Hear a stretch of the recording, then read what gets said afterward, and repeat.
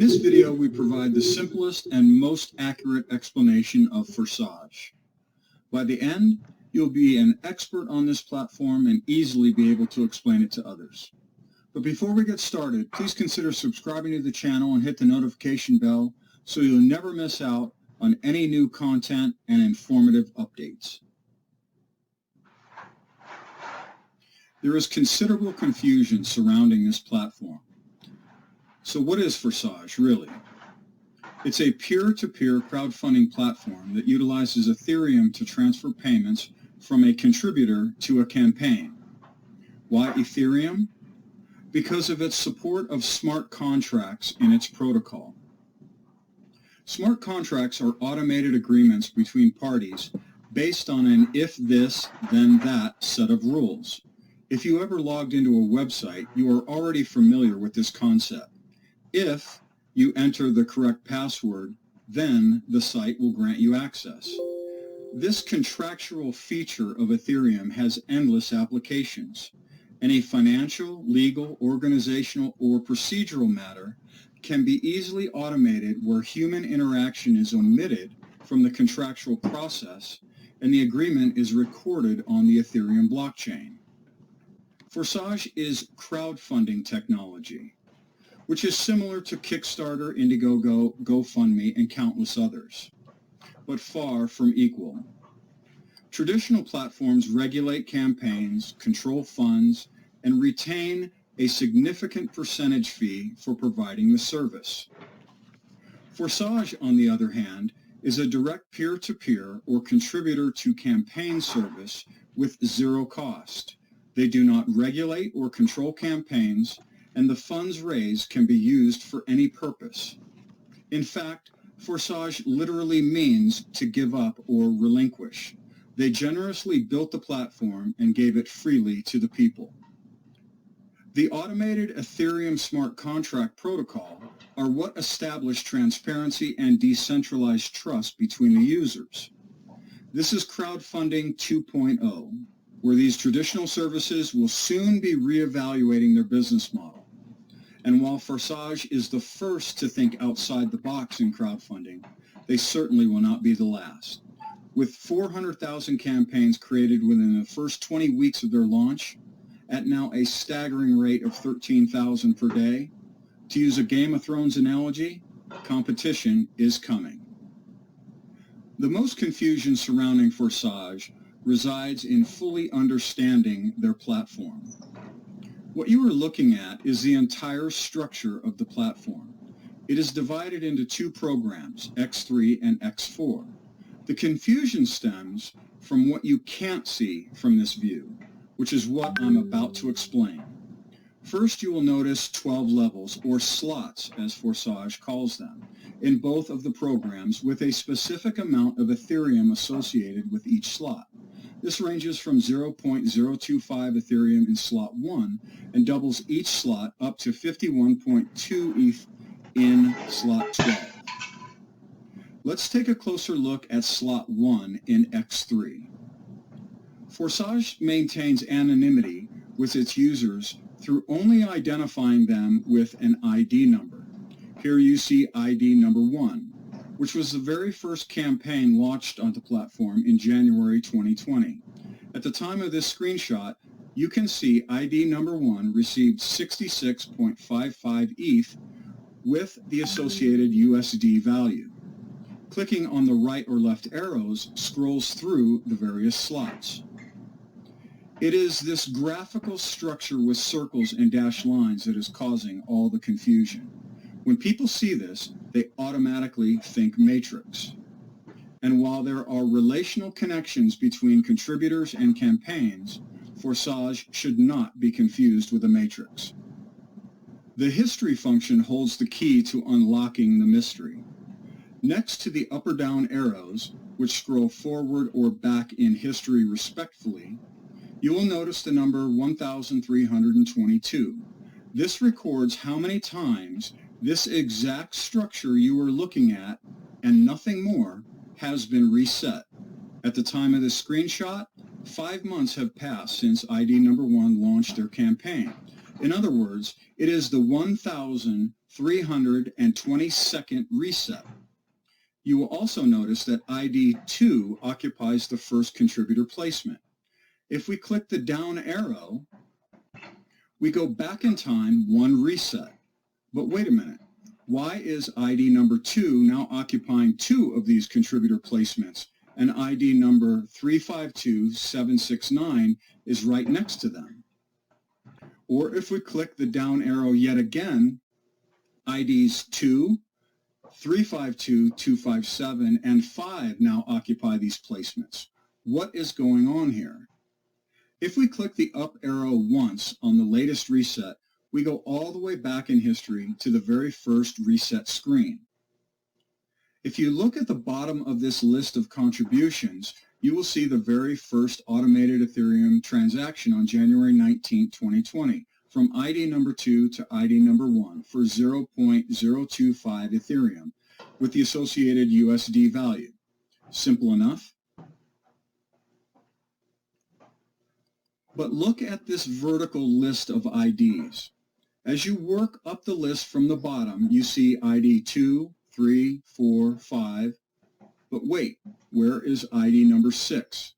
And after ID number 7, why does it jump back to ID number 2 again, and then skip up to ID number 5? For that matter, where are IDs number 8 through 25, or 27 through 30, or 32 to 34, etc.? What is happening here? Let's look at the structure again, but this time from a different perspective. Imagine you are ID number 2 and launched a campaign on Forsage. Awesome, you just received your first contribution. That Ethereum payment will equate to 50% of unlocking your next level slot. The next contribution your campaign received will equate to the other 50%. You now have 100% of the Ethereum needed to unlock your next slot, where the smart contract will automatically do so upon sending it peer-to-peer to whomever told you about Forsage. In this case, that is ID number 1. When the third supporter contributes to your campaign, the smart contract automatically resets this slot. Now every contribution your campaign receives from this point forward can be utilized as you see fit. You can use it to unlock other slots in either X3 or X4, or send the funds through your Ethereum exchange and convert it to fiat currency and spend it. When the third contribution comes in, again, the slot resets, allowing for more contributions. Now, let's walk through this process once more. Only this time, I want you to visualize it three-dimensionally. Here's the first contribution to your campaign, utilized for unlocking 50% of your next slot. The second provides the other 50%, where the smart contract now unlocks the next slot. The third resets the slot, creating an entirely new structure. Now the contributions are directed into your campaign. And the third contribution resets the slot, again, creating an entirely new structure. Now, what is the connection between all of these repeating structures? Time. This structure resets again and again, allowing for you to receive an endless number of contributions that you have full control of how you wish to utilize the funding. The X4 structure is a little different, but automatically works in the exact same way. The first two contributions go to whomever told you about Forsage, or ID number 1 in this example. The next two unlock your next slot. The fifth goes directly into your campaign, and the sixth resets by sending funds to ID number 1. Once unlocked, all three of the contributions in blue go directly into your campaign. And just like the X3, the X4 structure resets again and again, allowing for you to receive an endless number of contributions that you have full control of how you wish to utilize the funding. Now when you look back at this structural view of Forsage, two things should come to mind. The first is that these circles are not positions, but contributions. We know this from previously witnessing ID number 2 occupying two of these locations. In fact, ID 2, or any ID number, can occupy any or all of these contribution locations depending on how fast they themselves are resetting. The faster they reset their contribution slots, the more times they will appear. This was verified when ID number 2 occupied multiple contribution locations in the ID list. Remember, we were going back in time one reset and noticed ID number 2 in two of those locations. Below you see another example of this taken from X4, where ID number 64 resides in multiple locations. If this is so, then that technically means that any ID can fall into any or all of these locations based on reset frequency, but most importantly, because they only represent a contribution, not a placement. This additionally explains why there were missing ID numbers in the list. This is because they were simply told about Forsage from some other ID number other than ID 1 in this case. The second thing that should now be blatantly obvious is that this demonstrates proof that Forsage is not a matrix. If it's not a matrix, then it can't be a pyramid. If it's neither a matrix or a pyramid, then it can't be multi-level. And due to the fact that every contribution transaction is executed automatically through the smart contract protocol, which is openly recorded for everyone on the planet to see on the blockchain for themselves, Forsage cannot possibly be a Ponzi, as the automation and transparency alone defies the very definition.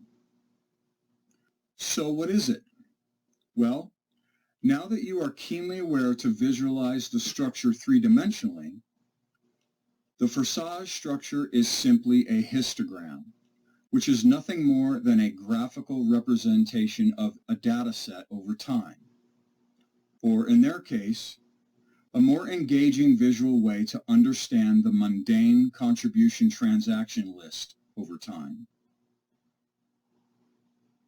If you want to see verified documentation of any transaction, simply click the link next to any contribution wallet address, and you will be taken to Etherscan, which resides outside of Forsage, where all Ethereum transactions are openly recorded.